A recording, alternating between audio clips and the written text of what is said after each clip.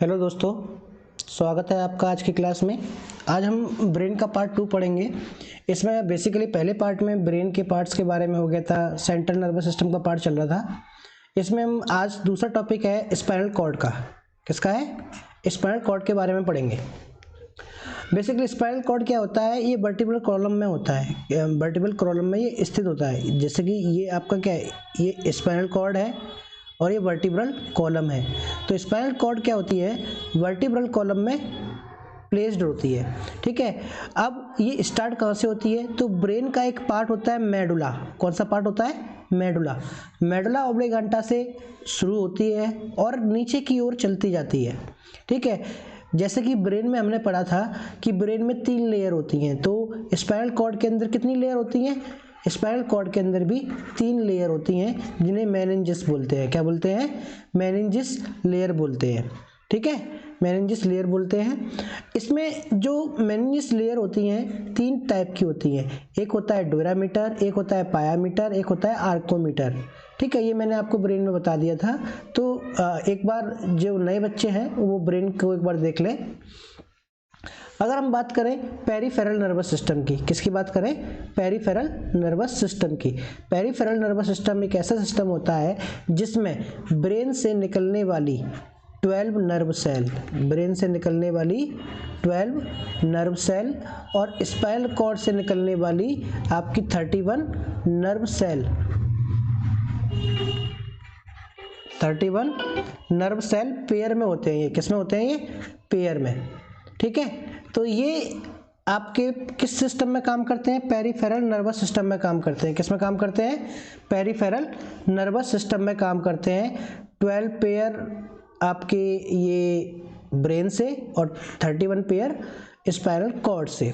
ठीक है, it include cranial nerves and spinal nerves, mainly control voluntary activity. कैसी activity को कंट्रोल करते हैं? ये वॉलेंट्री एक्टिविटी को कंट्रोल करते हैं। ठीक है, cranial nerves also called cerebral nerves. क्या बोलते हैं इनको? सेरेब्रल नर्व्स भी बोलते हैं, जो ब्रेन से स्टार्ट होती हैं। और ये कितनी होती हैं? 12 पेयर होते हैं। और स्पाइनल कॉर्ड में कितने पेयर होते हैं? 31 पेयर होते हैं।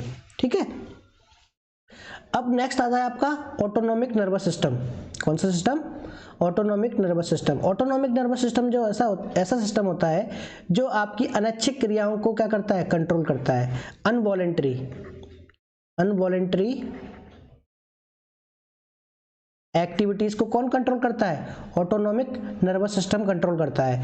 जैसा कि आपके इसमें जो आपकी रक्त वाहिकाएं हैं, ठीक है, जैसे आपकी ब्लड वेसल्स हैं, हियरिंग है, ग्लैंड है, स्मूथ मसल्स हैं। एलिमेंट्री कैनाल की जो मसल्स होती हैं वो कैसी होती हैं? स्मूथ होती हैं। यूट्रस की मसल्स कैसी होती हैं?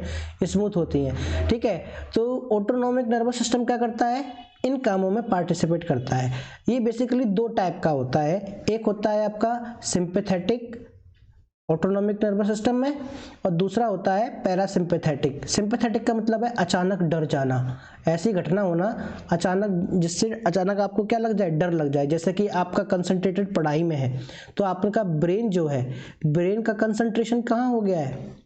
स्टडी करने में ब्रेन का कंसंट्रेशन हो गया है, लेकिन उसने पूरे शरीर के बैलेंस को किससे सौंप रखा है? जो बॉडी बैलेंस है, बॉडी बैलेंस की जिम्मेदारी किसे दे रखी है? ब्रेन ने स्पाइनल कॉर्ड को दे रखी है।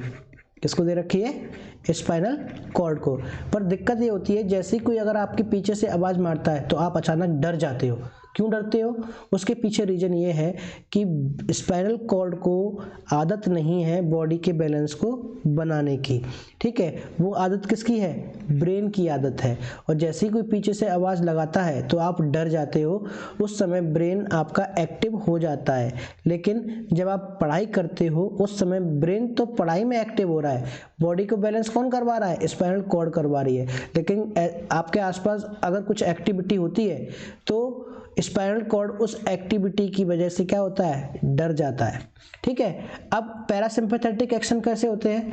पैरासिम्पैथेटिक एक्शन एक ऐसे एक्शन होते हैं जो घटना के बाद रिलैक्स कंडीशन को बताते हैं। किसको बताते हैं? घटना के बाद रिलैक्स कंडीशन हो जाती है, उसको शो करते हैं पैरासिम्पैथेटिक। जैसे सिंपैथेटिक रिएक्शन कैसे होते हैं? आपकी हार्ट रेट क्या हो जाना, इंक्रीज हो जाना, हृदय गति क्या हो जाना, तेज हो जाना, लार ग्रंथि का कम बनना, आंखों का फैल जाना, आंखों का क्या करना, फैल जाना, जैसे कि कोई बम फूट गया तो आंखें क्या होती हैं, फैल जाती हैं, ठीक है, रोंगटे खड़े हो जाना, ठीक है, पसीना अधिक आना और पैर थरथराने लगना। ये सारे के सारे एक्शन क्या है, ये जब कोई घटना होती है तब ये सारी की सारी एक्टिविटी आपकी बॉडी के साथ होती है, ठीक है। इसको हम क्या बोलते हैं, सिंपैथेटिक एक्शन बोलते हैं। और इस घटना के बाद में रिलैक्स मोड में आना, किस में आना, रिलैक्स मोड में आने की कंडीशन को क्या बोलते हैं, पैरासिम्पैथेटिक बोलते हैं। जैसे कि मैं आपको बता देता हूँ, जैसे कुछ ऑर्गन्स है, जैसे पीपिल है, क्या है, पीपिल, पीपिल के अंदर जो सिंपैथेटिक एक्शन होगा वो क्या होगा, डायलेशन, क्या हो जाएगा, फैल जाएगा। डायलेशन का मतलब क्या होता है, फैल जाना, डायलेशन का मतलब क्या होता है, फैल जाना। तो पीपल क्या करेगा, फैल जाएगा। और पैरासिम्पैथेटिक क्या है, फैल जाने के बाद क्या होगा, ये सिकुड़ जाएगा, क्या कर देगा, ये सिकुड़ जाएगा, ठीक है। अगर लेंस की बात करें तो लेंस में सिंपैथेटिक एक्शन क्या होता है, फार फोकस, फोकस क्या बनना, फार दूर बनाना, जिससे कि उसका कर्वेचर क्या होगा, लोअर हो जाएगा, कर्वेचर क्या हो जाएगा, लोअर। और पैरासिम्पैथेटिक क्या है, नियर फोकस बनाना, मतलब पास में फोकस बनाना, इंक्रीज कर्वेचर। अगर सैलिवरी ग्लैंड की बात करें तो सैलिवरी ग्लैंड क्या करती है, लार निकालती है, लार का कम निकालना क्या होता है, हाई इन विस्कोसिटी, ज़्यादा बनाना ये, और सीरियस कम बनाना, ठीक है। जैसे कि मैंने आपको यहाँ बताया था, लार ग्रंथि से लार का कम बनना कौन सा एक्शन होता है, सिंपैथेटिक होता है। कौन सा होता है, सिंपैथेटिक होता है। तो यहाँ पे ही क्या होगा, ये लार ग्रंथि कम बनती है, लार का क्या बनना, कम बनना क्या होता है, सिंपैथेटिक होता है। क्या होता है, सिंपैथेटिक एक्शन होता है, ठीक है। अगर हम हार्ट की बात करें, किसकी बात करें, हार्ट की बात करें, तो हार्ट का मतलब क्या हो गया, इंक्रीज हार्ट रेट। अगर हार्ट रेट इंक्रीज हो जाती है और प्रेशर इंक्रीज होता है तो कौन सा एक्शन है, सिंपैथेटिक है। Lower rate and pressure, parasympathetic action है। Lungs, dilation of respiration process, जो रेस्पिरेशन पैसेज है, जो रास्ता है उसका क्या करना, फैल जाना, ठीक है। और पैरासिम्पैथेटिक, सिकुड़ जाना, ठीक है। गैस्ट्रो इंटेस्टिनल क्या होता है, डिक्रीज मोलिटी को कर देता है, ये इंक्रीज मोलिटी को बढ़ा देगा। किडनी में क्या करेगा, फिल्ट्रेशन रेट को डिक्रीज कर देता है, क्या, सिंपैथेटिक एक्शन।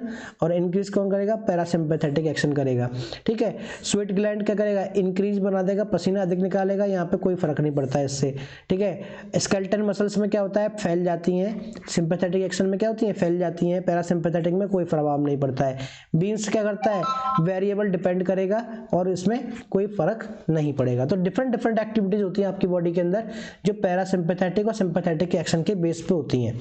अब हम आगे बात करेंगे कि जो सर्कुलेट होता है, कोई मैसेज है, कोई इंपल्स है जो आपकी बॉडी में क्या हो रहा है, सर्कुलेट हो रहा है। तो सर्कुलेट होने के लिए कुछ नर्व सेल की रिक्वायरमेंट होती है। किसकी रिक्वायरमेंट होती है, नर्व सेल की रिक्वायरमेंट होती है, ठीक है। इन नर्व सेल को हम बोलते हैं, 3 टाइप की होती है। कितने टाइप की होती है, 3 टाइप की। अगर किसी को भी आपको इंपल्स ट्रांसफर करने, बॉडी में जो नर्व सेल होती हैं वो इंपल्स ट्रांसफर करने के लिए किसकी आवश्यकता होती है, सोडियम मटेरियल की आवश्यकता होती है। किसकी नीड होती है, सोडियम की नीड होती है। सोडियम की वजह से क्या होता है, आपके जो मसल्स हैं, जो इंपल्स हैं, वो एक जगह से दूसरी जगह ट्रांसफर होते हैं।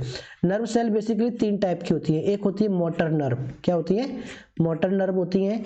ये इंपल्स को क्या करेंगी, ब्रेन से बॉडी तक ले जाएंगी, ठीक है। जैसे कि आपने कोई चीज़ सोची दिमाग में और आपको कोई काम करना है, तो ब्रेन ने सोचा, सोचने के बाद में काम कौन करेगा, आपके बॉडी पार्ट करेंगे। तो मोटर नर्व क्या करेंगी, जो ब्रेन ने सोचा है उस इंफॉर्मेशन को डिफरेंट बॉडी पार्ट तक लेके जाएंगी, ठीक है। एक होता है सेंसरी नर्व, क्या होती है, सेंसरी नर्व। सेंसरी नर्व क्या होती है, सेंसरी नर्व ऐसी नर्व होती हैं जो बॉडी से ब्रेन तक मैसेज को लेके जाएंगे। जैसे आपको कहीं चोट लग गई है तो आपको पेन महसूस हो रहा है, तो पेन क्या करेगा, यहाँ पे सेंसरी नर्व्स होंगी और सेंसरी नर्व्स उस पेन को कहाँ लेके जाएंगी, ब्रेन में लेके जाएंगी।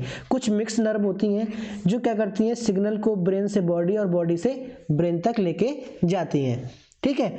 अब जैसे कि अगर मैं स्पाइनल कॉर्ड की बात करूं, किसकी बात करूं, स्पाइनल कॉर्ड की बात करूं, तो स्पाइनल कॉर्ड का काम क्या होता है कि जो ज्ञानेंद्रियां होती हैं, ठीक है, स्पाइनल कॉर्ड ज्ञानेंद्रियों से जो सूचनाएं होती हैं को मस्तिष्क तक और मस्तिष्क से आए हुए जो एक्शन है उन सूचनाओं को डिफरेंट डिफरेंट अंगों तक भेजने का काम करता है। यही कारण है कि स्पाइनल कॉर्ड को क्या बोलते हैं, रिले सेंटर बोलते हैं।